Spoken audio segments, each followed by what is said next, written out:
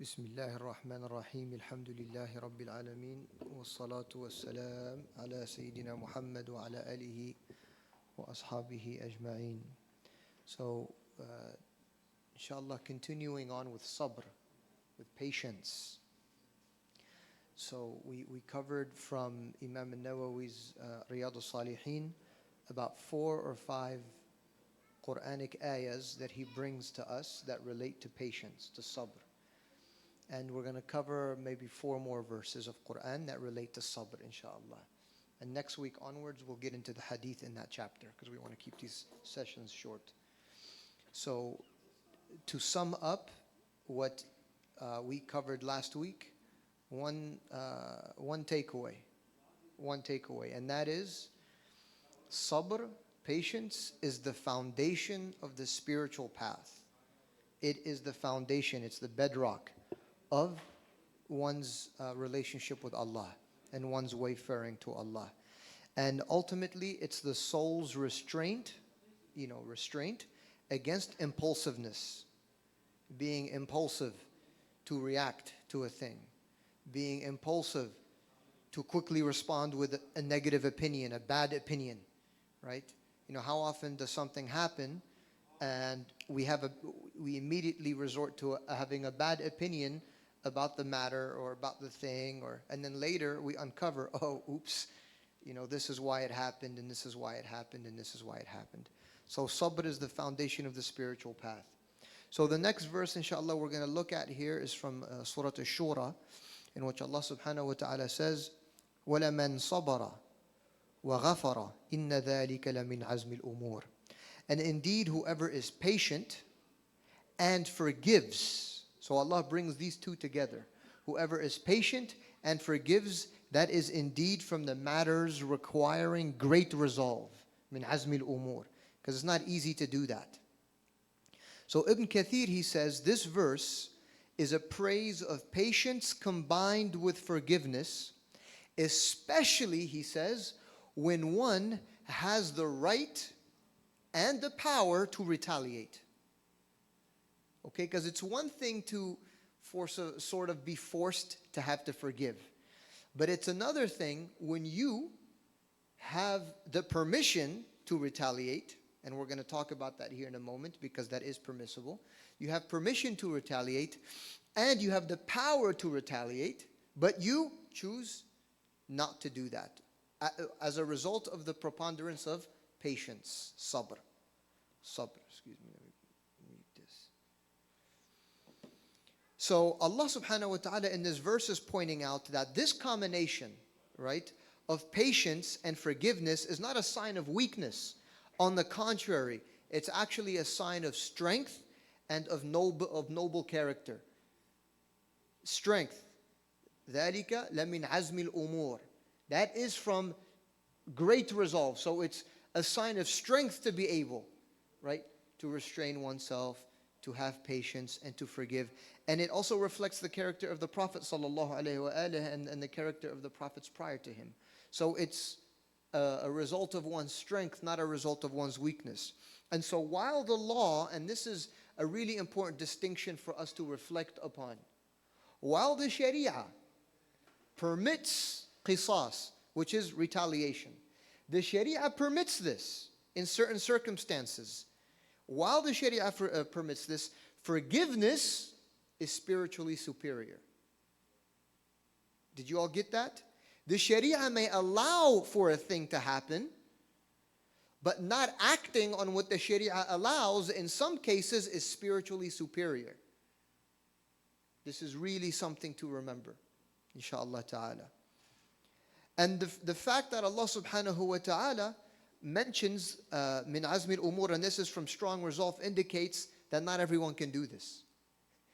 Not everyone can actually dig deep. Many of us, we actually, it's a Eid for us when the Sharia and the desire of our nafs, our ego, coincide. They come together. That's a Eid for us because now we can fulfill the desire of our nafs because the Sharia permits it in a particular situation, right? But Allah subhanahu wa ta'ala is saying, no, actually, those who are patient and forgive even even if they're the ones who are wronged, even if they're the ones who are entitled to retribution, that's actually from a great resolve, and not everyone can do this. So forgiveness, ghafara, is not only in this situation the pardoning of others, but it is the act of refusing to let your lower self be gratified through vengeance. This is also something to really reflect on.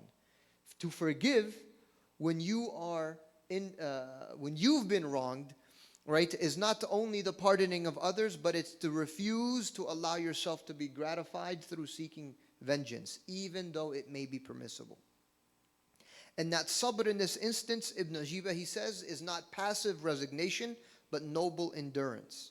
Because to forgive is to reflect the mercy of the divine, of Allah subhanahu wa ta'ala.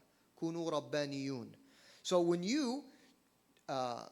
you're offered between two options, to exact revenge or to forgive, and you decide to forgive, what you're doing is you're actually taking on lordly qualities, in as much as a human being can reflect them, right, in an infinitely limited sense. But that's what you're doing. You're adorning yourself with prophetic, with lordly qualities, to choose forgiveness when you can exact revenge. And this is all from patience.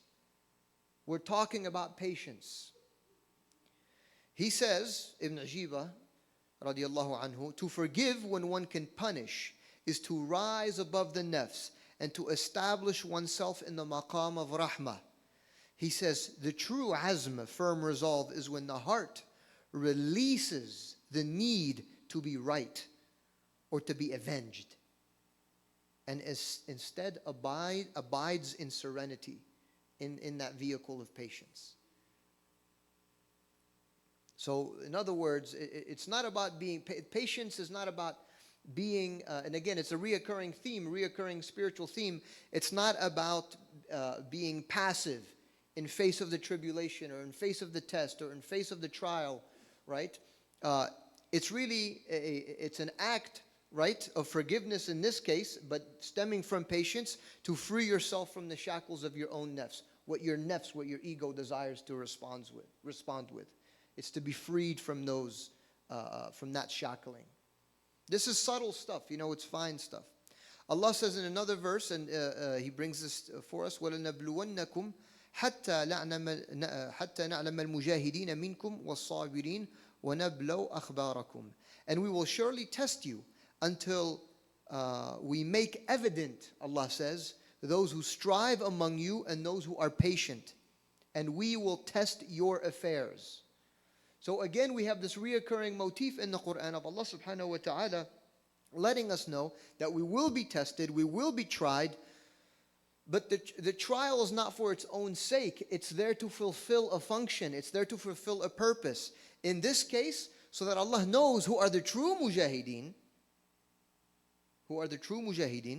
and who are the true sabirin. So, these are tools to distinguish the sincere from the insincere. This is what bala is. It's a mechanism and a tool to distinguish the sincere from the insincere. It's a tool that Allah brings out what's in here. Because we all make claims, right? We all make claims. We all make claims that we love God. Right? I love God. Okay, well, God is going to test that.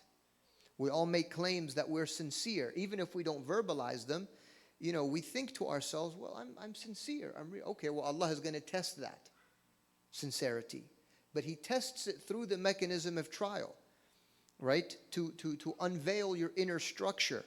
أَحَسِبَ النَّاسُ أَن يُتْرَكُوا أَن يَقُولُوا آمَنَّا وَهُمْ لَا يُفْتَنُونَ. Do people think they will be left to say, we believe, and they will not be tested? Oh no, it's going to happen. And this أن يقولوا, it's not limited to just verbalizing it. It's believing it, feeling it. It's, you're going to be tested. It's a tool to expose our character. So for the sincere believer traveling the path of inner tahara, inner purification, this verse reminds us that the path to nearness, and this is really important, and I get the chance to mentor new Muslims, right? And when people first become Muslim, there's this like spiritual high. Everything is going right. They feel good. Because, hey, I turned to Allah. So now life is easy, right? Life is beautiful. There's a truth to that. But then things get difficult for them because now those new Muslims now are going to be tested in their claims, tested in this new belief. The sincerity, they will be tested beyond the good feelings and the goosebumps and the tears. Now, welcome to the dunya. Now the rubber meets the road. So we're reminded, this verse reminds us that the path to nearness with God is not paved with comfort. What is it paved with? Trial. That's the sunnah. So this is why patience, as we will return to what we opened up with, is the foundation to the spiritual path. Because if Allah's sunnah on the earth is trial and tribulation, the only mechanism by which you can respond to that to succeed or to make progress with God is patience. That's the only tool that you can actively, inshallah, use to travel the path. So one of the things that we can sort of, and this is something that I try to do, I really actively try and do this. When the test occurs, it's not to ask, why is this happening? Why is this hardship, taking place? Why? Why have you forsaken me, O Allah? It's rather to ask, what is this revealing about me? Because it's a mirror. These trials are mirrors.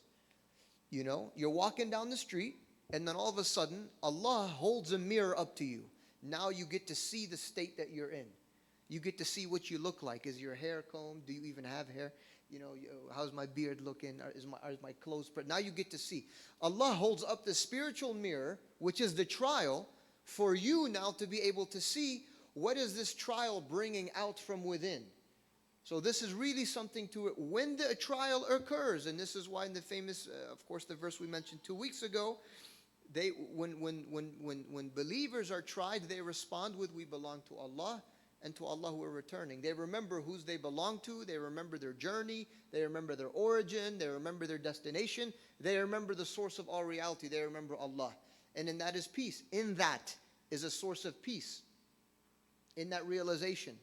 Likewise, these trials also are revealing to you the state of who you are. So that's the question you ought to be asking. And then you do self-reflection. How did I respond to this? Whether it's a chapter in your life, whether it's a moment, whether it's an occurrence, or whether it's a time frame. Because some of us find ourselves in maybe periods of constriction. What's really happening here? What's really happening here? La ilaha illallah. So remember, the trial is there to show you something. It's there to show you something. Does Allah ever do anything arbitrarily?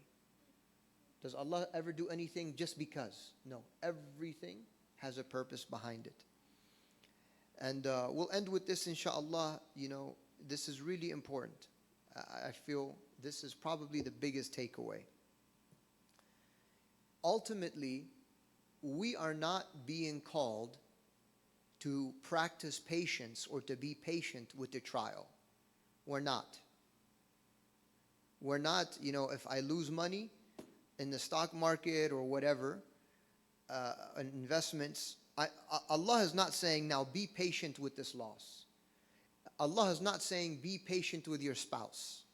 Allah is not saying, be patient with your child. He's not saying, be patient with your boss at work. What's He saying? What's He saying? Truly, He's saying, be patient with me. Because who did the command issue from? That the boss be a jerk. The boss is a mirror. Forget that he's a human being for a moment. He is a mirror that Allah is holding up to you. Expose, how am I responding to this? Our children, who's moving them and it's Allah. Allah is behind. He subhanahu wa ta'ala, He is the unseen fa'il. Right? He is the one doing. Jalla Jalaluhu. So these tests are really from Him. So really what Allah subhanahu wa ta'ala is saying is not to be patient with this, that, or the third. He's saying be patient with my decree. be patient with me. That's what he's saying. And this is why Ibn al-Qayyim says patience is half of faith.